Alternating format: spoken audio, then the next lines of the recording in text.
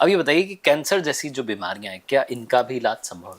हाँ, ये जरूरी बात है कि बहुत सारे लोग कैंसर के पेशेंट को मतलब असामी मान लेते हैं, डिमोटिवेट कर देते हैं पूरा। असामी, हाँ कि हाँ ये पैसे कमाने की मशीन बन गया, हाँ हाँ हाँ इससे पैसा ले लो। हाँ ये गलत है। हाँ मतलब चलो, अब एलोपैथी में चले जाओ, वहां तो वो बिल्कुल सही उसको राय देते हैं जो उनके पास है।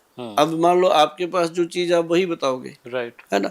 तो उनके पास है कीमो है, रेडियोथेरेपी है, वो उनको बता देते हैं पूरी ईमानदारी से कि ऐसे ऐसे होगा, ये होगा, यू ये डिसाइडेड, यू डिसाइडेड। राइट। ठीक है, कर करा के वो उसके बाद उसको ये भी बता देते हैं कि अब 40-50 दिन की जिंदगी है, इसकी सेवा कर लो। वो अपनी जगह बिल्कुल सही है, ठीक है, क्योंकि उनके पास जो था उन्होंने बता दिया। ठीक है। अब पेशेंट कहता है कि मैं क्या करूं, मैंने तो लाखों रुपया बर्बाद भी कर दिया, कीमो भी कराई, ये भी कराई, फिर मेरे को तो 45 दिन मिले। फिर वो हमारे जैसे वैद्यों के पास आ जाते हैं। जो चंडीगढ़ पंजाब का एरिया है, हरियाणा हिमाचल का जो एरिया है, वो पूरे का पूरा अपने इंस्टीट्यूट पे फेथ करता है, सुभाष गोयल के ऊपर फेथ करता है। उसका फेथ हमने कभी तोड़ने भी नहीं दिया।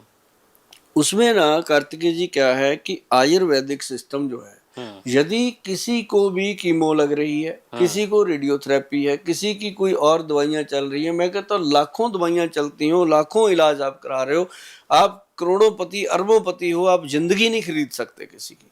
उसके लिए मैं आपको बता दूं, बीच में एक वैद्य को घुसेड़ लेना जरूरी है। आयुर्वेद को उसके अंदर एंटर कर लो, जो आपका चल रहा है ट्रीटमेंट चलने दो, ठीक है। उसके अंदर आयुर्वेद में क्या है, एक सबसे बड़ी महत्वपूर्ण चीज है जी, CA7 विन कैप्सूल है, CA7 विन पाउडर है। उसके अंदर ग्रंथ का योग है जी, ये कोई हमारी अपनी प्रॉपर्टी नहीं है कि हम कहेंगे कि हमारे से ही मिलेगा। ये ग्रंथ का योग है। बहुत सारे विद्वान लोग हैं इसको बनाते हैं। जब ऐसे मैं बोलता हूँ ना जी, बहुत सारे जो वैद्य हैं बनाते हैं, लोगों को देते हैं। अब कैंसर के पेशेंट को ही देंगे और क्या करेंगे, है ना। मैं तो इसलिए बताता रहता हूँ कि मरीज को ही देंगे और क्या इसका किला बना लेंगे, तो वो देते हैं। तो अब देखो कार्तिकेय जी, 140 करोड़ की आबादी हो गई है अपने देश की। राइट। एक केला सुभाष गोयल कितने लोगों को दे सकता है? नहीं ना। मान लो 140 करोड़ में 1 करोड़ आदमी ने भी मुझे डिमांड कर दी, कहाँ से आएगी? तो मैं तो भाग जाऊंगा इंडिया छोड़ के, कहाँ से दूंगा? सही है। क्यों? एक करोड़ शीशी का मतलब है कि कितने ट्रक, है ना। सही है। मतलब इसलिए मैं नुस्खे बताता रहता हूँ कि आप घर में बनाओ, किसी वैद्य जी की सलाह लेके बात करो कि गोयल साहब ने ये बताया था, वैद्य जी बताओ, वो वैद्य जी आपकी हेल्प करेंगे। राइट। चाहे वो मेरी रिस्पेक्ट करते हुए करें, चाहे वो मेरे से खुंदक खाते हुए करें, लेकिन वो करेंगे, क्योंकि उनके पास आप पहुंच गए, मैंने आपको एक वैद्य तक पहुंचा दिया। राइट। ठीक है ना जी। तो उसमें क्या है जी, एक तो व्हीट ग्रास पाउडर, एक मोरिंगा का पाउडर। जब भी कैंसर रोग के बारे में पता चलता है, ये 2 चीजें विधिवत देनी शुरू कर दो।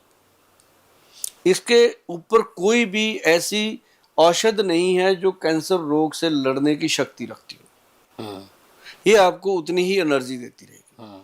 साथ में ये नॉर्मल चीज है, घर घर में पाई जाती है, किसी भी पंसारी से मिल जाएगा मोरिंगा का पाउडर, जो सहजना की फलियां होती हैं उसका, और व्हीट ग्रास, कणक के जवारे, गेहूं का जवारा, तो मिल जाता है। और एक जो मैं आपको अभी बता रहा था, CA7 बिन, वो उसके अंदर है जी कैंसर गज केसरी रस।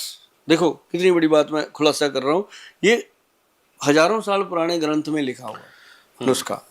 अब पहले भी इसका मतलब कैंसर तो होता ही होगा, तभी लिखा है उन्होंने। बिल्कुल सही। तो वो नुस्खा इतना कामयाब है जी, उसके अंदर हीरे की भस्म डली हुई है, सोने की भस्म डली हुई है, और उसके अंदर चांदी की भस्म डली हुई है। जितने मेरे वैद्य भाई बंधु हैं वो इस बात को जरूर मेरी को समझेंगे कि जहाँ हीरे की भस्म, जहाँ बजर भस्म डल गई, वो चीज कैंसर के रोगी के लिए फायदेमंद है। तो आपको मैं एक बात जरूर कहूंगा कि यदि किसी को कैंसर का प्रॉब्लम है तो वो जाकर के किसी अच्छे सुलझे हुए वैद्य की सलाह लें। उनको पहले ही बोल दें कि वैद्य जी हम आपसे दवाई लेने नहीं आए, आपकी सलाह लेने आए, अपनी फीस ले लो, हमें बताओ। फिर वो वैद्य अच्छे से बताएगा। फिर आते हुए चाहे आपको अच्छा लगे कि ये वैद्य अच्छा बता रहे हैं, दवाई लेके आओ। मतलब पहले उसके दिमाग में ये पिक्चर हटा दो ताकि उसके अंदर लालच पैदा ना हो। तो नहीं तो कैंसर के मरीज को देख के पहले ही डॉक्टर के दिमाग में ये आ जाता है इससे जो मर्जी ले लो, वो दे जाएगा। हाँ, वो सहमा हुआ है। जबकि कैंसर के मरीज को तो डॉक्टर बता देता है कि तेरी 40 दिन की जिंदगी रहेगी। अभी ना जैसे कैंसर का पेशेंट कोई हमारे क्लिनिक में आता है, मेरा स्वभाव है हंसते रहना, क्योंकि मैं रोऊंगा तब भी, उसने तो मरना है, मैं हंसूंगा तब भी, है ना। लेकिन मैं उसको हंसते हंसते ये कहता होता हूँ उनके परिवार वालों को भी कि आपको इतना तो पता है कि इसकी जिंदगी 40 दिन बची हुई है। हमें और आप इसको तो ये पता ही नहीं है बैटरी में कि 40 मिनट है कि सेकंड है। सही बात है ना। आप तो इस खुशी में, इसको इतना समय तो मिल गया कि अपना हिसाब किताब बता दे सबको, है ना। तो मतलब कहने का कि ये चीजों को पॉजिटिव लिया जाए। राइट। हाँ, तो कैंसर के मरीज के लिए हमारी यही सलाह रहती है कि अपने नज़दीक अच्छे वैद्य से, और बिल्कुल बिना डरे बिना दहले, जो होना है वो तो भगवान को पता है, लेकिन आप अच्छे से अपनी जिम्मेदारी को निभाएं।